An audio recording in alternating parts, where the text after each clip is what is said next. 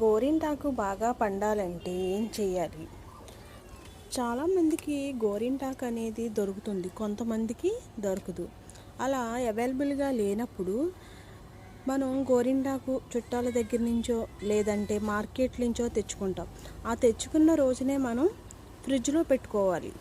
అలా పెట్టుకుని ఇప్పుడు ఆ రోజు కొంచెం పెట్టుకొని ఇంకా మరలా ఓ 15 రోజులు, ఒక 30 రోజుల తర్వాత కూడా మళ్ళీ పెట్టుకోవచ్చు అని అంటే కనుక మనం తెచ్చుకున్న రోజునే ఫ్రిడ్జ్లో పెట్టేసుకోవాలి.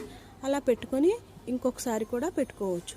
అలా పెట్టుకున్న గోరింటాకు చక్కగా పండుతుంది. అది దాని యొక్క సహజత్వాన్ని మాత్రం కోల్పోదు. ఉదాహరణకు ఇప్పుడు నేను గోరింటాకు పెట్టుకున్నాను కదండి, ఇది నేను ఎప్పుడు కోసానంటే ఉగాదికి ముందు రోజు, అంటే ఈరోజు ఏప్రిల్ 11 తారీఖు ఈరోజు, అంటే కోసి ఇంచుమించు ఒక 15 రోజులు అవుతుంది. చూడండి ఎంత చక్కగా పండుతుందో. అంటే తెచ్చుకున్న రోజే మనం ఫ్రిడ్జ్లో పెట్టుకుని తర్వాత మరలా వాడుకుంటే చక్కగా పండుతుంది.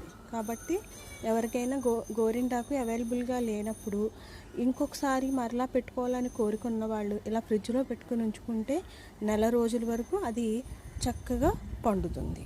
ఈ ట్రిప్ మీకు నచ్చితే కనుక మీరు కూడా ఒకసారి ట్రై చేయండి.